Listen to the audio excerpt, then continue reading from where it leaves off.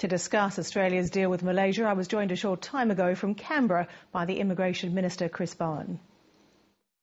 Minister, thanks for talking to Lateline. Pleasure. This is an in-principle agreement. Is it a done deal? Well, certainly the Prime Minister of Malaysia has committed to enter into this agreement, yes. Of course, there are details that are still being worked through.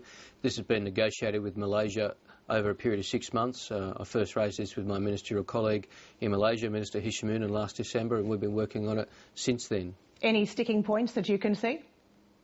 Oh, well, look, there's always implementation details and things to be worked through in what is a complex area in terms of transfers between one nation and another. But it's a commitment to enter into an agreement, and certainly the degree of good faith and cooperation between Australia and Malaysia in these discussions has been first class. Malaysia is a key partner of Australia in dealing with people smuggling issues. We deal with a lot of things together, and this takes that relationship to the next step.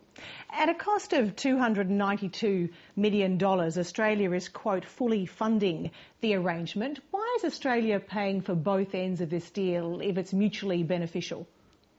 Well, because this is Malaysia assisting Australia to break the business model of the people smugglers. We can now very clearly send the message to people: don't bother getting on a boat to come to Australia.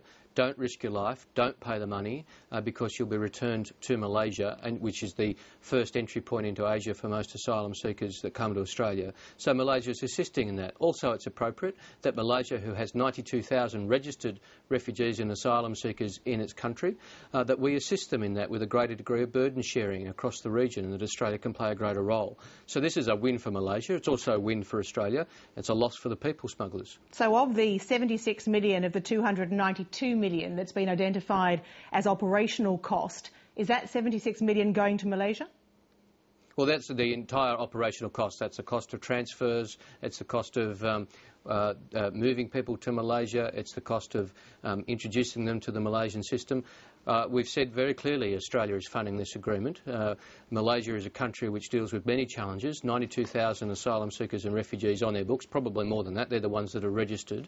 And it's appropriate that Australia funds this agreement because it is a fundamental blow to the business model of the people smugglers. That means that people smugglers can no longer sell the guaranteed product of being processed and resettled in Australia.